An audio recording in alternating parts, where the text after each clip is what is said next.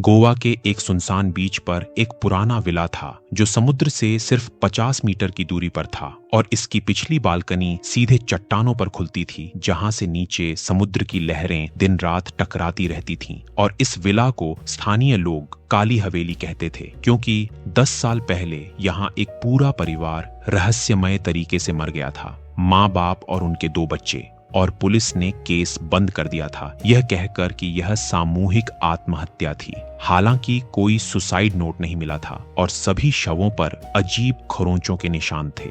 मीरा नाम की एक 27 साल की लेखिका जो मुंबई में रहती थी, उसने यह विला किराए पर लिया था क्योंकि वह अपने नए हॉरर उपन्यास पर काम कर रही थी और उसे एकांत और प्रेरणा चाहिए थी। और जब मकान मालिक ने उसे विला के इतिहास के बारे में बताया तो मीरा को और भी दिलचस्पी हो गई क्योंकि उसे लगा कि शायद यहां रहकर उसे अपनी कहानी के लिए कुछ असली अनुभव मिल जाएंगे। मीरा अक्टूबर की एक शाम को उस विला में पहुंची जब सूरज समुद्र में डूब रहा था और आकाश नारंगी लाल रंग में रंगा हुआ था। और जैसे ही उसने विला का दरवाजा खोला उसे अंदर से ठंडी हवा का एक झोंका महसूस हुआ। हालांकि बाहर गर्मी थी और विला के अंदर सब कुछ पुराना और धूल से भरा था। फर्नीचर पर सफेद चादरें पड़ी थीं, दीवारों पर पुरानी पेंटिंग्स टंगी थीं जिनमें समुद्र के तूफानी दृश्य बने थे और हर कमरे से नमी और सीलन की गंध आ रही थी। मीरा ने अपना सामान मास्टर बेडरूम में रखा जो ऊपर की मंजिल पर था और जिसकी खिड़की से सीधे समुद्र दिखता था, और उसने अपना लैपटॉप खोला और लिखना शुरू कर दिया। लेकिन कुछ देर बाद उसे एहसास हुआ कि विला में एक अजीब सी आवाज लगातार आ रही है, एक धीमी सी कराहने की आवाज जो दीवारों से आ रही है, जैसे कोई पुरानी लकड़ी की संरचना हवा में हिल रही हो। लेकिन बाहर कोई तेज हवा नहीं चल रही थी। पहली रात मीरा को नींद आने में बहुत मुश्किल हुई क्योंकि समुद्र की लहरों की आवाज बहुत तेज थी और लगातार थी, और आधी रात के करीब उसे अपने कमरे के बाहर गलियारे में किसी के चलने की आवाज सुनाई दी। धीमे कदमों की आवाज जो नंगे पैरों की थी और गीली लग रही थी, जैसे कोई पानी में चलकर आया हो। मीरा ने हिम्मत करके दरवाजा खोला और बाहर देखा, लेकिन गलियारा खाली था। सिर्फ दीवार पर लगी एक पुरानी घड़ी टिक टिक कर रही थी और फर्श पर पानी के निशान थे, गीले पैरों के निशान जो सीढ़ियों से ऊपर आते थे और मीरा के कमरे के दरवाजे तक जाते थे और वहीं रुक जाते थे।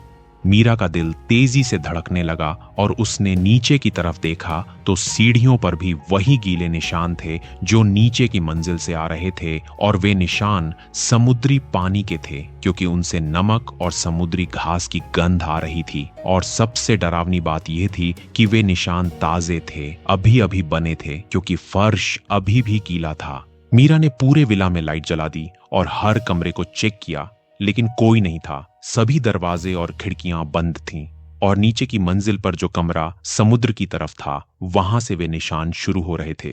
उस कमरे का दरवाजा थोड़ा खुला था और अंदर से समुद्र की तेज आवाज आ रही थी। मीरा ने दरवाजा पूरा खोला तो देखा कि यह कमरा बाकी कमरों से अलग था। इसकी दीवारें गीली थीं और उन पर हरी काई जमी हुई थी।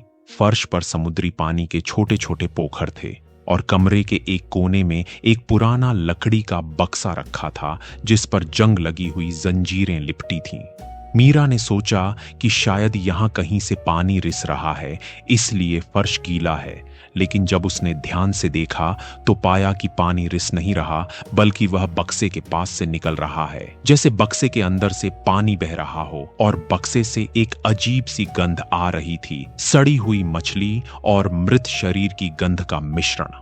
मीरा को बहुत डर लग रहा था, लेकिन उसकी जिज्ञासा ज्यादा थी और उसने उस बक्से की जंजीरों को खोलने की कोशिश की, लेकिन वे बहुत कसी हुई थीं। और तभी उसे बक्से के अंदर से कुछ हिलने की आवाज सुनाई दी, एक खरोंचने की आवाज, जैसे कोई अंदर से बाहर निकलने की कोशिश कर रहा हो।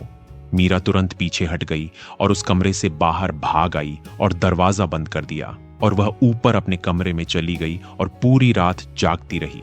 और सुबह होते ही उसने मकान मालिक को फोन किया और उस बक्से के बारे में पूछा। मकान मालिक ने बताया कि वह बक्सा उस परिवार का था जो यहां मरा था, और उस परिवार के पिता एक मछुआरा थे जो एक दिन समुद्र में गए और 3 दिन बाद वापस आए, लेकिन जब वे वापस आए तो वे बदल गए थे। वे रात को समुद्र की तरफ घंटों घूरते रहते थे, अजीब भाषा में बड़बड़ाते थे और कच्ची मछलियां खाते थे बिना पकाए। और उन्होंने अपने कमरे में वह बक्सा रखा था और किसी को उसे छूने नहीं देते थे। और फिर 1 महीने बाद पूरा परिवार मृत पाया गया।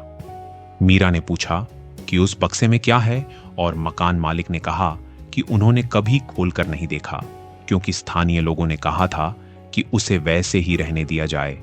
लेकिन अगर मीरा को परेशानी हो रही है तो वह किसी को भेजकर उस बक्से को हटवा देंगे। मीरा ने कहा कि नहीं, वह खुद देखना चाहती है, क्योंकि अब उसकी जिज्ञासा चरम पर थी और वह सोच रही थी कि शायद यह उसके उपन्यास के लिए बेहतरीन सामग्री है। और उसने फैसला किया कि वह आज रात उस बक्से को खोलेगी और देखेगी कि अंदर क्या है। दिन भर मीरा बेचैन रही और वह बार बार उस कमरे के दरवाजे के पास जाती और सुनती कि कोई आवाज तो नहीं आ रही। लेकिन कमरे के अंदर से सिर्फ समुद्र की आवाज आती रही। और शाम होते होते उसने देखा कि कमरे के दरवाजे के नीचे से पानी बाहर रिसने लगा है। और वह पानी सामान्य नहीं था, वह गाढ़ा था और उसमें कुछ काला मिला हुआ था। रात के 10 बजे मीरा ने एक हथौड़ा और एक टॉर्च ली और उस कमरे में गई। और जैसे ही उसने दरवाजा खोला, उसे एक भयानक दृश्य दिखाई दिया। पूरा कमरा अब पानी से भरा हुआ था। करीब 2 इंच गहरा पानी फर्श पर फैला था और वह बक्सा अब हिल रहा था अपने आप, जैसे उसके अंदर कुछ बहुत जोर से धक्का दे रहा हो। मीरा ने टॉर्च की रोशनी बक्से पर डाली और देखा कि जंजीरें अब ढीली हो गई थीं और बक्से के ढक्कन में दरारें आ गई थीं, जिनसे और पानी बह रहा था। और उस पानी के साथ कुछ और भी निकल रहा था, छोटे छोटे केकड़े, समुद्री कीड़े और कुछ काले बाल जो समुद्री घास जैसे दिख रहे थे। मीरा ने हथौड़े से जंजीरों को तोड़ना शुरू किया और हर वार के साथ बक्से के अंदर से एक तेज आवाज आती, जैसे कोई जोर से सांस ले रहा हो। और आखिरकार आखिरी जंजीर टूट गई और बक्से का ढक्कन अपने आप खुल गया और उसमें से पानी का एक तेज फव्वारा निकला, जिसने मीरा को पीछे धक्का दे दिया। जब मीरा ने संभल कर देखा तो उसकी सांस रुक गई, क्योंकि बक्से के अंदर एक शव था, एक औरत का शव जो पूरी तरह गीला था और समुद्री पानी से भीगा हुआ था। उसकी त्वचा सफेद और फूली हुई थी, जैसे बहुत दिनों से पानी में रही हो। उसके बाल लंबे और काले थे जो उसके चेहरे पर फैले हुए थे। उसके कपड़े फटे हुए थे और उन पर समुद्री घास और शैवाल चिपके हुए थे। और उसके पूरे शरीर पर गहरे जख्म थे, जैसे किसी ने उसे काटा हो या खरोंचा हो। मीरा समझ नहीं पा रही थी कि यह कैसे संभव है कि इतने सालों से एक शव बक्से में बंद है और अभी भी गीला है। और तभी उसने देखा कि उस औरत की आंखें खुली हुई थीं, 2 सफेद आंखें जिनमें कोई पुतली नहीं थी। और वे आंखें सीधे मीरा को देख रही थीं। और फिर उस औरत ने अपना मुंह खोला और उसमें से समुद्र का पानी उल्टी की तरह बाहर निकला। और उसके मुंह से एक आवाज निकली जो पानी के बुलबुलों की आवाज जैसी थी, लेकिन उसमें शब्द थे, टूटे फूटे शब्द जो कह रहे थे, ले जाओ मुझे वापस समुद्र में। मीरा चीखना चाहती थी, लेकिन उसकी आवाज गले में अटक गई। और तभी वह शव बक्से से बाहर निकलने लगा। उसके हाथ बक्से के किनारे को पकड़ रहे थे और उसकी उंगलियों के नाखून काले और टूटे हुए थे। और वह धीरे धीरे अपने आप को बाहर खींच रही थी। और जैसे जैसे वह बाहर आती गई, फर्श पर और पानी फैलता गया और उस पानी से मृत मछलियों की भयानक गंध आ रही थी। मीरा पीछे हटने लगी और दरवाजे की तरफ भागी, लेकिन वह शव अब पूरी तरह बक्से से बाहर आ गई और फर्श पर खड़ी हो गई। और मीरा ने देखा कि उस औरत के पैर सामान्य नहीं थे, वे मुड़े हुए थे और उनकी हड्डियां टूटी हुई दिख रही थीं। और फिर भी वह चल रही थी, लड़खड़ाते हुए मीरा की तरफ। मीरा भागकर ऊपर की मंजिल पर अपने कमरे में गई और दरवाजा बंद करके लॉक कर दिया। और उसने अपना फोन उठाया, लेकिन कोई नेटवर्क नहीं था और बाहर तूफान आ गया था। समुद्र की लहरें बहुत तेज हो गई थीं और बारिश शुरू हो गई थी और बिजली चमक रही थी। मीरा खिड़की के पास गई और बाहर देखा तो समुद्र बहुत उफान पर था। लहरें चट्टानों से टकरा रही थीं और पानी विला की दीवारों तक आ रहा था। और तभी उसने नीचे बीच पर कुछ देखा। कई आकृतियां पानी से बाहर निकल रही थीं, धीरे धीरे, एक के बाद एक, और वे सब विला की तरफ चल रही थीं। मीरा ने टॉर्च की रोशनी नीचे डाली तो उसका खून जम गया। वे सब शव थे, समुद्र से निकले हुए मृत शरीर। कुछ ताजे थे और कुछ बहुत पुराने जो सड़ चुके थे। कुछ के शरीर के हिस्से गायब थे जिन्हें मछलियों ने खा लिया था, और सब के शरीर पर समुद्री जीव चिपके हुए थे। और वे सब विला के मुख्य दरवाजे तक पहुंच गए और उसे तोड़ने लगे। मीरा को समझ आ गया कि वह औरत जो बक्से से निकली थी वह अकेली नहीं थी। वह समुद्र की सभी मृत आत्माओं को बुला रही थी, और अब वे सब आ गए थे। और मीरा सुन सकती थी कि नीचे की मंजिल पर वह औरत चल रही है और कुछ बड़बड़ा रही है, कोई पुराना मंत्र या प्रार्थना जो समुद्र की भाषा में थी। मीरा ने फैसला किया कि उसे बालकनी से समुद्र की तरफ कूदना होगा और तैरकर बच निकलना होगा। यह उसका एकमात्र रास्ता था। और उसने बालकनी का दरवाजा खोला और बाहर गई, और नीचे देखा तो चट्टानें थीं और उनके नीचे उफनता समुद्र। और तभी उसके कमरे का दरवाजा टूट गया और वह औरत अंदर आ गई। और इस बार वह अकेली नहीं थी, उसके पीछे 3 और शव थे, 2 पुरुष और 1 बच्चा। और मीरा ने पहचान लिया कि ये वही परिवार है जो 10 साल पहले मरा था, और अब वे वापस आ गए थे।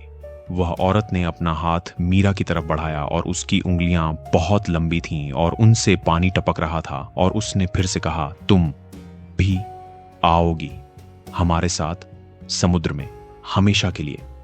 और मीरा के पास कोई विकल्प नहीं था। उसने पीछे मुड़कर समुद्र की तरफ देखा और फिर कूद गई, ऊंचाई से, चट्टानों के बीच से, ठंडे काले पानी में। पानी बर्फ जैसा ठंडा था और लहरें इतनी तेज थीं कि मीरा को सांस लेने में मुश्किल हो रही थी। और वह तैरने की कोशिश कर रही थी, लेकिन उसके पैर में दर्द हो रहा था, शायद चट्टान से टकराने की वजह से। और तभी उसे पानी के अंदर कुछ महसूस हुआ। कुछ ने उसका पैर पकड़ लिया, एक ठंडा हाथ जो पानी के नीचे से आया था। और मीरा ने नीचे देखा तो काले पानी में उसे कई चेहरे दिखाई दिए, सफेद धुंधले चेहरे जो पानी में तैर रहे थे, और वे सब उसे नीचे खींच रहे थे गहराई में। और मीरा चीखना चाहती थी, लेकिन उसके मुंह में पानी भर गया और वह डूबने लगी। और आखिरी चीज जो उसने देखी वह विला था, जो अब धीरे धीरे पानी में समा रहा था, क्योंकि समुद्र की लहरें इतनी ऊंची हो गई थीं कि वे पूरी इमारत को डुबो रही थीं। अगली सुबह जब तूफान शांत हो गया तो स्थानीय लोग बीच पर आए और देखा कि विला अभी भी खड़ा है, हालांकि उसमें काफी नुकसान हुआ है। और मकान मालिक ने मीरा को फोन करने की कोशिश की, लेकिन कोई जवाब नहीं आया। और जब पुलिस विला में गई तो उन्हें मीरा कहीं नहीं मिली। उसका सामान था, उसका लैपटॉप था जिस पर आधी लिखी हुई कहानी थी, लेकिन मीरा गायब थी। पुलिस ने सोचा कि शायद वह तूफान में बह गई या समुद्र में गिर गई, और उन्होंने खोज अभियान चलाया, लेकिन उसका शव नहीं मिला। और धीरे धीरे केस ठंडा पड़ गया और विला फिर से खाली हो गया। लेकिन 3 महीने बाद एक मछुआरे ने रिपोर्ट की कि उसने रात को समुद्र में कुछ अजीब देखा। विला के पास की चट्टानों पर एक औरत खड़ी थी, पूरी तरह भीगी हुई, और वह समुद्र की तरफ देख रही थी। और जब मछुआरे ने टॉर्च की रोशनी उस पर डाली तो वह औरत पानी में कूद गई और गायब हो गई। और आज भी अगर आप पूर्णिमा की रात को उस बीच पर जाएं तो आपको विला की बालकनी पर एक आकृति दिखाई दे सकती है, एक औरत जो खड़ी है और समुद्र को देख रही है। और कभी कभी लोग कहते हैं कि उन्हें समुद्र में तैरते हुए कई शव दिखाई देते हैं जो चट्टानों के पास मंडराते रहते हैं। और सबसे डरावनी बात यह है कि मीरा का लैपटॉप जो पुलिस ने सबूत के तौर पर रखा था, उसमें उसकी आधी लिखी कहानी थी। और जब एक पुलिस अफसर ने उसे पढ़ा तो उसे पता चला कि मीरा ने जो कहानी लिखी थी वह ठीक वही थी जो उसके साथ हुआ। एक लेखिका जो एक भूतिया विला में आती है, एक बक्सा खोलती है, समुद्र के शव उसे पकड़ने आते हैं और वह समुद्र में कूद जाती है। और कहानी का आखिरी वाक्य था, और अब मैं भी उन्हीं में से एक हूं, हमेशा के लिए, समुद्र की गहराइयों में, जहां रोशनी नहीं पहुंचती, जहां सिर्फ अंधेरा है और मौत। और मैं इंतजार करती हूं अगले शिकार का, क्योंकि समुद्र कभी भूखा नहीं रहता। वह हमेशा और चाहता है और चाहता है और चाहता है। और सबसे अजीब बात यह थी कि यह वाक्य मीरा ने तूफान की रात से 1 दिन पहले लिखा था, जैसे उसे पहले से ही पता था कि उसके साथ क्या होने वाला है। या शायद विला ने उसके दिमाग में यह सब डाल दिया था। या शायद वह औरत जो बक्से से निकली थी वह पहले से ही मीरा के सपनों में आ रही थी और उसे अपनी कहानी लिखवा रही थी। क्योंकि कुछ जगहें सिर्फ भूतियां नहीं होती, वे जिंदा होती हैं, वे सोचती हैं, वे योजना बनाती हैं और वे अपना शिकार खुद चुनती है। और जब आप उनमें कदम रखते हैं तो आप पहले से ही फंस चुके होते हैं और बाहर निकलने का कोई रास्ता नहीं होता, क्योंकि कहानी पहले से ही लिखी जा चुकी होती है और आप सिर्फ उसे जी रहे होते हैं, शब्द दर शब्द, पल दर पल, जब तक आखिरी सांस नहीं निकल जाती और फिर आप भी उसी कहानी का हिस्सा बन जाते हैं, हमेशा के लिए अगले शिकार का इंतजार करते हुए। क्योंकि कहानी कभी खत्म नहीं होती, वह बस दोहराती रहती है, बार बार अलग अलग लोगों के साथ, लेकिन अंत हमेशा एक ही होता है, समुद्र, अंधेरा और मौत।